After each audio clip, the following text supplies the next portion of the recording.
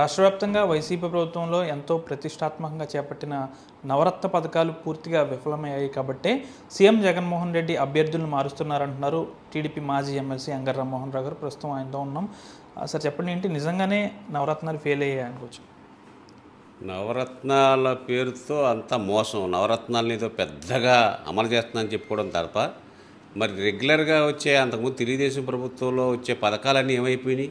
వీళ్ళ కానుకలు కానీ, పెళ్లి కానుకలు కానీ, విదేశీ విద్య కానీ వీటన్నీ కూడా దూరం చేసేసి ఈవేళ బీసీలు 2,14,00,000 ఉన్నాయని సర్వే లెక్కల ప్రకారం, ప్రభుత్వ లెక్కల ప్రకారం చెప్తూ ఉండి ఈవేళ కేవలం ఈ పథకాల నవరత్నాలు ఎంతమందికి వర్తిస్తున్నాడో 44 లక్షల మందికే నువ్వు 5,000 10,000 వేస్తున్నావు. మిగతా వాళ్ళకి ఇచ్చే వివిధ రకాల లోన్లు 3 లక్షల వరకు రుణ సదుపాయం కలిగించాం మా ప్రభుత్వంలో చంద్రబాబు నాయుడు గారు. ఈవేళ ఆ పథకాలు ఎక్కడికి వెళ్ళిపోయినాయో తెలియదు. బీసీ కార్పొరేషన్ అనేది నిర్విరామం అయిపోయింది. ఎక్కడా కూడా అమలు చేస్తున్న కార్లు ఇచ్చాం, వ్యాన్లు ఇచ్చాం, వెహికల్స్ ఇచ్చాం, ఆటోమొబైల్స్ ఇచ్చాం, అన్నీ ఇచ్చాం. ప్రతి కులానికి పనిముట్లు ఇచ్చాం, ఆధునికమైనటువంటి పనిముట్లు ఇచ్చాం. మరి సబ్సిడీ కూడా పెద్ద ఎత్తున ఇచ్చి ఆ కుటుంబం ఆర్థికంగా స్థిరంగా పైకి రావాలని ప్రయత్నం చేసాం. మరి విదేశాల్లో బీసీ విద్యార్థులు కానీ అట్టడుగు వర్గాలు అందరూ కూడా విదేశాల్లో చదువుకునే సౌకర్యం కల్పించాడు చంద్రబాబు నాయుడు. అవన్నీ లేకుండా ఏదో నవరత్నాలు ఇచ్చి నేను ఏదో బటన్ నొక్కినని ఒక 44 లక్షల మందికి నువ్వు అమలు చేస్తే ఏ విధంగా ప్రయోజనం అనేది ఇదంతా నువ్వు బోగస్సు. అందుకే ప్రజలు విసిగి చెందిపోయారు నీ పరిపాలన పట్ల అనేది జగన్ గారికి తెలియజేస్తున్నాం. రెండవ లిస్ట్ కూడా రాత్రి విడుదలైంది. గెలుపు గుర్రాలకి మేము సీట్లు ఇస్తున్నాం అంటున్నారు, ఏం చెప్తాం? ఇప్పుడు ఆయన ఓడిపోతామని పూర్తిగా అర్థమైపోయింది జగన్ గారికి. అందుచేతనే సహనం కోల్పోయి వేళ సీట్లు మార్చో, లేకపోతే వాళ్ళ భార్యల పేరున సీట్లు మార్చి, లేకపోతే ఉద్యోగాలు బదిలీ లేక పక్క కాన్స్టిట్యూన్సీకి మార్చి, మంత్రుల్ని ఎంపీలనేమో ఎమ్మెల్యేలుగా మార్చి ఇవన్నీ పిచ్చ తొక్కలక్క పనులన్నీ చేస్తున్నాడు. ఆయన పోయి కాలం వచ్చే ఈ పనులన్నీ చేస్తున్నాడు. ఆయన మీద ఆయనకే నమ్మకం పోయింది. ఈవేళ ఇంత తీవ్ర వ్యతిరేకతని ఏ ముఖ్యమంత్రి ఎదుర్కోలేదు. జగన్ గారు ఎటువంటి మోసం చేసి 151 మంది ఎమ్మెల్యేలు ఎన్నుకుని ఈవేళ తను అట్రఫ్లాప్ అయిన పరిస్థితులు, ఈ రాష్ట్రం సర్వనాశనం అయిపోయి వెనక్కి వెళ్ళిపోతున్న పరిస్థితులు గమనించే ఈవేళ ఎమ్మెల్యేలు ఏదో మారితే ఏమైనా గట్టెక్కుతుందేమో అనుకుంటున్నాడు. ఏది ఎక్కడ నువ్వు ఏ వాగ్దానాన్ని నిలుపుకున్నావు జగన్ గారు?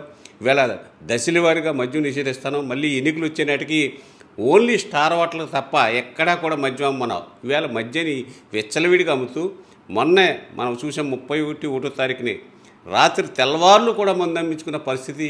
నువ్వు పెద్ద గొప్పగా మళ్ళీ ఈవేళ 2 రోజులకి 250 కోట్లు మందు అమ్ముకుని 150 లక్షల కేసులు లెక్కర అమ్ముకుని 67,000 కేసులు బీరు అమ్ముకున్నానని గొప్పలు చెప్పుకుంటున్నావు అంటే ఇంకా సిగ్గుందా? నీ బడ్జెట్లోనే 25,000 కోట్ల ఆదాయం చూపిస్తూ నేను దశల వారీగా మద్యం నిషేధిస్తానని చెబుతున్నావంటే ఎవరు నమ్ముతారు? నా ఎస్సీలు నా బీసీలు అని మాట్లాడతావు. ఈవేళ నా ఎస్సీలు బీసీలు చేస్తే పూర్తిగా మద్యానికి బానిసలు అయి తాగించేసి తెల్లవారులు అమ్ముకునే పరిస్థితి ఎవరిచ్చారు నీకు? తీసేస్తానని చెప్పి షాపులు సంఖ్య తగ్గిస్తానన్నావు. ఏమీ లేకొకటి వీళ్ళ తెల్లవారులు మందు అమ్మించుకునే పరిస్థితి, గంట మందు అమ్మకపోతే మీ ప్రభుత్వం నడిచే పరిస్థితి లేదనేది రుజువు చేసుకున్నాం అనేది జగన్ గారికి హెచ్చరిస్తున్నాం. అంటే వైసీపీ ఎమ్మెల్యే క్యాండిడేట్లను కొంతమందిని ఉభయ గోదావరి జిల్లాలో మార్చిన పరిస్థితి, ఒకవేళ వాళ్ళు మార్చినా మీ అభ్యర్థులు వారి మీద గెలిచే అవకాశం ఉంటుందా? వాళ్ళు అవన్నీ కూడా జగన్ గారు పిచ్చి పనులు ఎందుకు చేయాలని క్యాండిడేట్లు మార్చినంతరాని ఏమీ గెలిచే పరిస్థితి లేదు. తన భ్రమతో మారుతున్నాడు. ఈవేళ మాకున్న క్యాండిడేట్లు మాకున్నారు, వాళ్ళు ప్రజల అభిమానులు ఉన్నారు. ప్రజల్లో ఎవరైతే ఉన్నారో మా క్యాండిడేట్లు కానీ పవన్ గారి క్యాండిడేట్లు కానీ ప్రజల అభిమానం ఉన్న వాళ్ళని క్యాండిడేట్లకి వెళ్తారో తప్పనిసరిగా ఈ యొక్క వ్యతిరేక ప్రభుత్వం మీద కక్ష తీర్చుకోవడానికి ప్రజలందరూ సిద్ధంగా ఉన్నారు. అన్ని వర్గాలు తీవ్రంగా వ్యతిరేకిస్తున్నారు జగన్ గారిని. ఇప్పుడు కూడా ఇద్దాం, ఇక 60-70 రోజులు ఈ ప్రభుత్వాన్ని వదిలించుకోవాలి. షెడ్యూల్ వచ్చాక ఈయన ఈవేళ షెడ్యూల్ వచ్చేస్తుంది 60-70 రోజుల్లో. ఎప్పుడు వదిలించుకుందామని ప్రజలు అనుకుంటే నువ్వేదో ప్రయోగాలు చేస్తున్నావు. ఈ ప్రయోగాల వల్ల ఉద్యోగాలు బదిలీ చేసినట్టు కానీ రాజకీయ ఎమ్మెల్యేలను బదిలీ చేసినంతరానే ఏం ప్రయోజనం ఉండదో విసిగి చెందిపోయారు. అందుకే ఈవేళ చంద్రబాబు పవన్ గారి నాయకత్వంలోకి రావాలని చాలామంది వాళ్ళు మా నాయకులు అపాయింట్మెంట్ అడుగుతున్నారు. కానీ మంచి వాళ్ళు ఉంటేనే వీళ్ళు ప్రోత్సహించాలి. ప్రజల్లో అభిమానం ఉన్న వాళ్ళే. అక్కడ ఏదన్నా దోసుకున్న వాళ్ళకి ఈ యొక్క డోర్ తెలిసి ఉండదు. తెలుగుదేశం కానీ పవన్ కళ్యాణ్ గారు కానీ చేసుకునే పరిస్థితి లేదు. ఎవరైతే కొంచెం ప్రజల్లో ఏమైనా మంచి ఉంటే వాళ్ళు మాత్రం మా పార్టీ అవసరమైతే వాళ్ళు పనిచేయడానికి మేము ఆహ్వానిస్తాం తప్ప వాళ్ళకి ఏదో పదవులు ఇచ్చేసి వెంటనే పరిస్థితి మాత్రం చేసే పరిస్థితి ఈవేళ పవన్ గారు కానీ చంద్రబాబు నాయుడు గారు కానీ చేయరు. జేహో బీసీ అనే కార్యక్రమాన్ని కూడా రేపటి నుంచి శ్రీకారం చుట్టారు. ఏంటి కార్యక్రమం ముఖ్య ఉద్దేశం? జేహో బీసీ అంటే ఈవేళ బీసీలని పచ్చి మోసం చేసేవాడు నవరత్నాల పేరుతో జగన్ గారు. ఈవేళ బీసీలకి ఏవైతే పోగొట్టుకున్నారో అవన్నీ కూడా పునరుద్ధరించాలి. ఈవేళ బీసీ రిజర్వేషన్స్ కూడా 10% తగ్గిపోయి 16,000 పోస్టులు బీసీలకు రావాల్సిన మా పోస్టులన్నీ కూడా పోతే కూడా నువ్వేమీ స్పందించలేదు. దాన్ని మళ్ళీ ఎలా నెరవేర్చాలి ఆ 10% అనుకోకుండా సట్టును కూర్చున్నావో అవన్నీ కూడా పునరుద్ధరించాలి. ఏదైతే ఈవేళ బీసీలు కోల్పోయారో స్థానిక సంస్థల్లో అవన్నీ కూడా పునరుద్ధరించాలి. భవిష్యత్తులో బీసీలకు ఏం చేస్తే మేలు జరుగుతుంది, ఇంకా మరిన్ని పథకాలు అమలు చేస్తే బీసీలకు లబ్ధి చేకూరుతుందనే ఉద్దేశం మీద ఈవేళ రేపు చర్చ జరుగుతుంది మా గుంటూరు పార్టీ మంగళగిరి పార్టీ కార్యాలయంలో.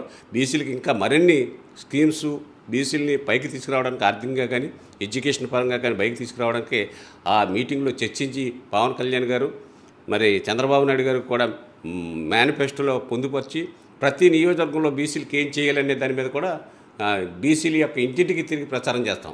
7వ తేదీన మాజీ సీఎం మీ అధినేత చంద్రబాబు నాయుడు ఆచంటరానున్నారు. ఎంతమంది సభకి వస్తారని అంచనా వేస్తున్నారు? ఈ జిల్లాలో ఎన్నికల సంకారం శ్రీకారం చుట్టినట్టేనా? తప్పనిసరిగా నేను నిన్న కూడా చెప్పాము. ఆ అసంట నియోజకవర్గం అనేది ఒక మంచి నియోజకవర్గం. 9 సార్లు ఎన్నికలు జరిగితే 7 సార్లు ఆ నియోజకవర్గంలో గెలిచిన తెలుగుదేశం పార్టీ. ఈవేళ అక్కడ ఈ సభ పెట్టి 1,00,000 నుంచి 1,50,000తో అక్కడ మీటింగ్ జరపాలి పెద్ద ఎత్తున అనేది మా ఇన్ఛార్జీలు కానీ పార్టీ ముఖ్య నాయకులందరూ కూడా చర్చించుకున్నాం. ఆ విధంగా సక్సెస్ అవ్వడానికి కూడా మంచి అవకాశాలు ఉన్నాయి. పెద్ద ఎత్తున చంద్రబాబు నాయుడు గారి మీటింగ్కి వెళ్ళాలనే తాహత్రతో మా కార్యకర్తలు కానీ ప్రజలు ఉన్నారు. విజయవంతం చేస్తాం ఆ సభని. ఒకవైపు నారా భువనేశ్వరి ఉత్తరాంధ్రలో తిరుగుతున్నారు. చంద్రబాబు నాయుడు సభల పేరుతో సభలు కూడా మొదలుపెట్టిన పరిస్థితి ఏంటి సార్? ఏంటి మొత్తం అందరూ తిరుగుతున్నారు? మొత్తం మరి మధ్యలో మా భువనేశ్వరి మేడం గారి యొక్క ప్రోగ్రాం ఆగిపోయింది. ఏదైతే చంద్రబాబు నాయుడు గారు జైల్లోకి వెళ్ళాక కొంతమంది ప్రాణాలు పోగొట్టుకున్నారు. ఆ కుటుంబాలను పరామర్శించి వాళ్ళకి ధైర్యం చెప్పాలి, వాళ్ళని అవసరమైతే కొంత ఆదుకోవాలని కూడా భువనేశ్వరి గారు కొన్ని కుటుంబాల దగ్గరికి వెళ్ళడం జరిగింది.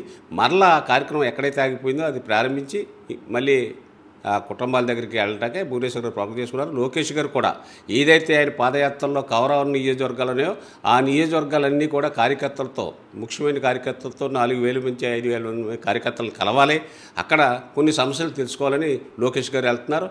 మరి పవన్ గారు కూడా ఆయన పర్యటనలు కూడా ఉంటాయి. ఏ పర్యటనలు చేసినా పవన్ గారు కానీ మేము కానీ పర్యటనలు చేసినా ఉమ్మడిగా మా కార్యకర్తలు పవన్ కళ్యాణ్ కార్యకర్తలు అందరూ కలిసి పాల్గొని సభలను విజయవంతం చేస్తాం. 175 సీట్లకి ఎన్ని సీట్లు టార్గెట్గా పెట్టుకున్నారు?